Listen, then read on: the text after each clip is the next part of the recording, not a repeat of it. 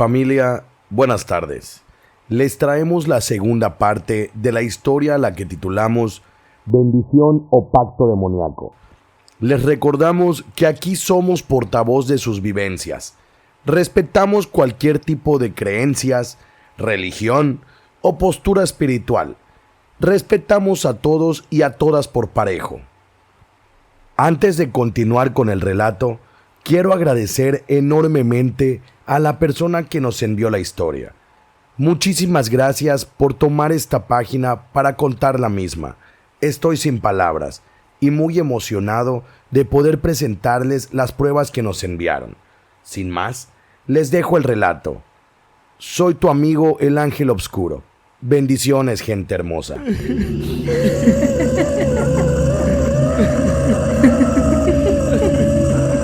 Después de aquella plática en donde mi papá nos explicó lo que había encontrado, nos pusimos a comer. O bueno, a tratar de comer. Estábamos muy inquietos. Había muchas dudas. ¿Dónde habían quedado las cosas que encontramos mi hermana y yo? Y es que desaparecieron, se quemaron. Solo habían quedado las que mi padre encontró en aquel pino. Durante la tarde, mi hermana y yo estuvimos acomodando montones de leña, mientras mis papás se encargaban de alimentar a los animales. Estaba en lo mío, cuando de momento noté que extrañas aves de gran tamaño sobrevolaban la zona. Al vivir en el campo, aprendes a reconocer la fauna que habita junto contigo la misma región. Parecían águilas, más bien zopilotes o algo así, pero de mayor tamaño. De hecho, en realidad nunca supe de qué se trataban, aunque ahora que soy una persona adulta, considero que lo que quizá ese día se manifestaba eran brujas. Era un aquelarre de brujas. Más adelante sabrás el por qué pienso esto. Al llegar la noche, todos nos preparamos para descansar, dejando todo listo para el inicio de las labores del día siguiente. Fue un poco difícil conciliar el sueño, más porque escuchaba que mi padre se encontraba despierto. Mi hermana y yo cerramos los ojos queriendo dormir, pero el sonido de los pasos que hacía mi papá eran muy sonoros. Hacían mucho ruido. Se escuchaba cómo caminaba hacia la puerta. La abría y ahí se quedaba observando unos minutos. He de haber contado unas 5 ocasiones que hizo lo mismo. Era como si esperara algo. Por fin, después de mucho y sin darme cuenta, me quedé dormida. No sé cuánto me duró el gusto de poder dormir, pero de nuevo pasó. Ahí estaban los gritos, los quejidos y esos murmullos. De nuevo mi madre se encontraba en esa especie de trance, esa posesión o lo que fuera que tuviese. Otra vez aparecían aquellas arrugas, los rasgos de su cara se avejentaban. Tenía unas ojeras muy marcadas, sus ojos hundidos y totalmente en blanco. Esa sonrisa macabra como si no tuviera dientes. Totalmente horrorizada, me puse a gritar mientras corrí para abrazar a mi hermana. De nuevo se escuchaba: «Sácame de aquí, desentiérrame, ayúdame».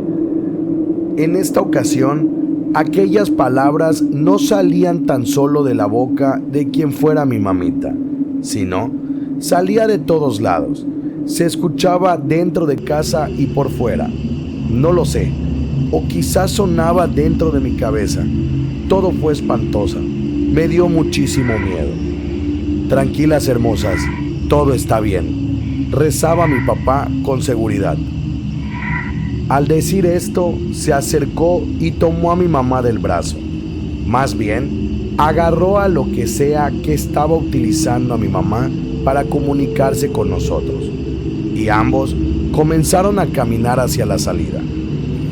Mi papá se encontraba preguntándole para dónde ir y qué era lo que debía hacer.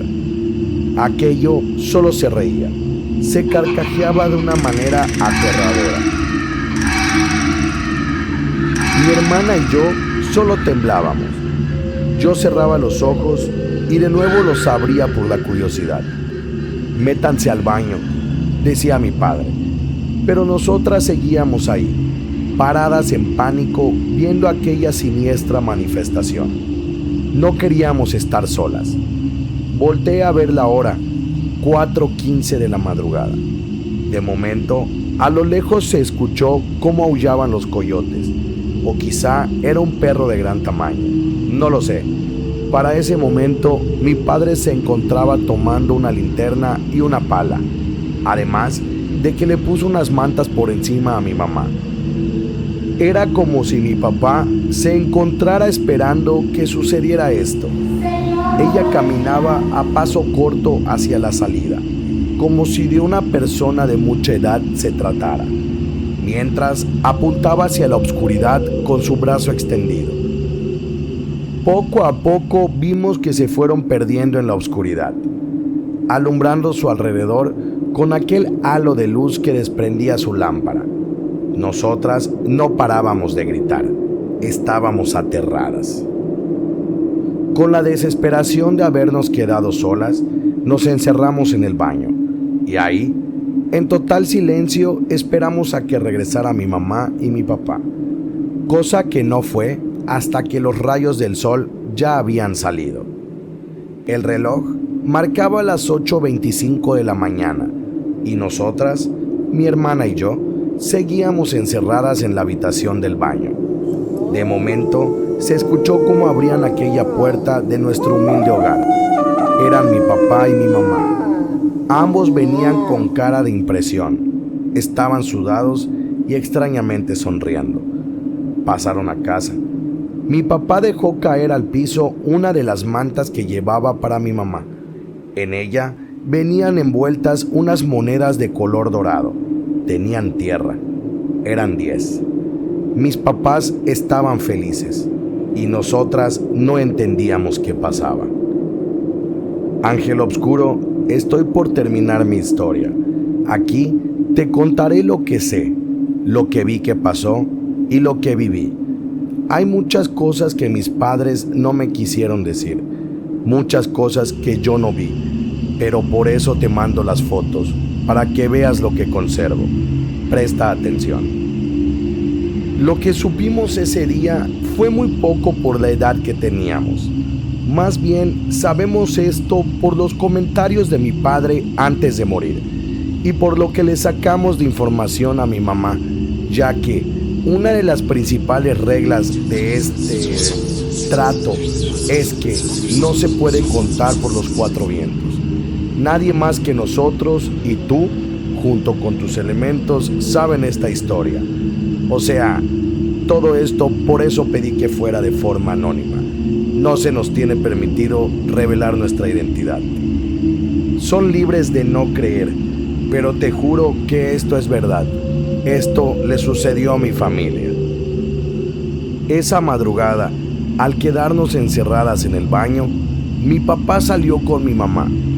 Ella, más bien la presencia que estaba en el cuerpo de mi madre, le iba diciendo que le pagaría el favor que en ese momento le estaba haciendo, que no tuviera miedo, que él era una fuerza de muchos años de sabiduría y además él era con lo que tanto soñaba, que era quien lo llamaba por las madrugadas. Y es que esas ocasiones que mi padre estaba en vela era porque en sueños alguien lo llamaba y le decía que buscara fuego, que buscara la lumbre. Así, mi papá cuenta que llegó junto con mi mamá hasta aquel área del terreno donde se encontraban los pinos. Y ahí, en un punto donde mi madre le indicó, se puso a cavar. Alrededor de poco más de 1 metro encontró los restos óseos de una persona. No sabe si eran de mujer u hombre, pero lo que sí encontró fue una calavera alargada, un cráneo similar a la cabeza que asemejaba a aquel anciano. Ese dije que aún conserva mi familia. Ahí estaba aquel viejo, aquel sacerdote, o al menos así le decía mi papá.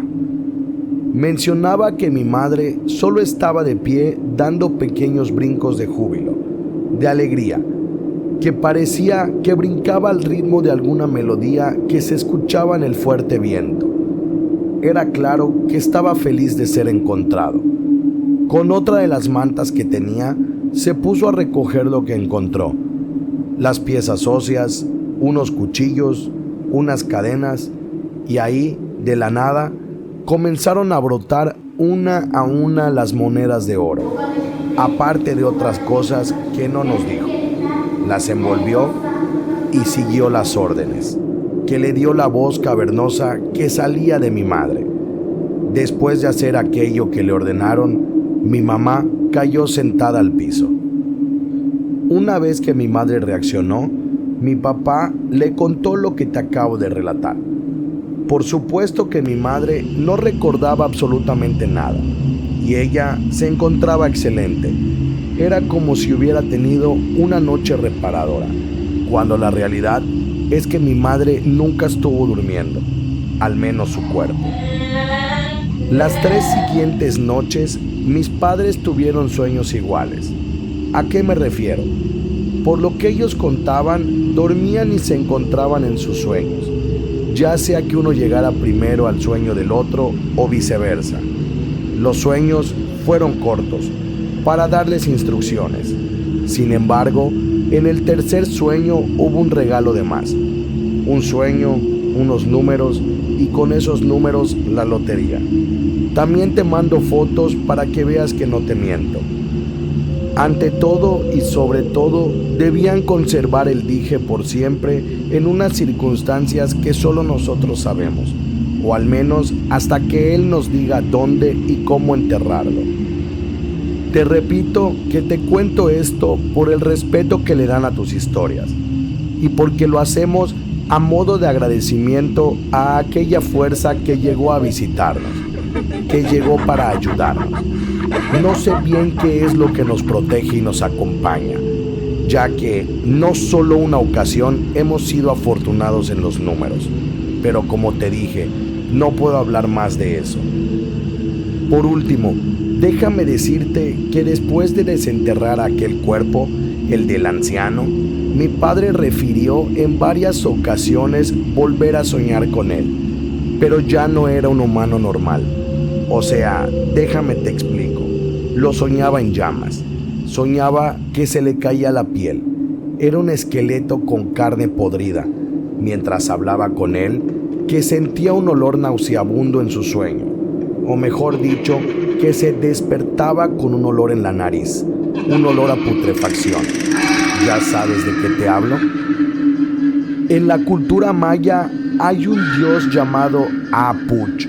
Si no conoces de él, déjame decirte que es el dios de la muerte y el rey del inframundo maya, el Xibalba, y a este se le representa como un esqueleto en descomposición. Sin embargo, no sé por qué lo soñamos encendido, o sea, con su cuerpo en llamas. Sí, también lo he soñado. Y bueno, te dejo las fotografías. Esas pruebas no mienten. Muchas gracias por todo, mi Señor. Gracias por todo, mi guía.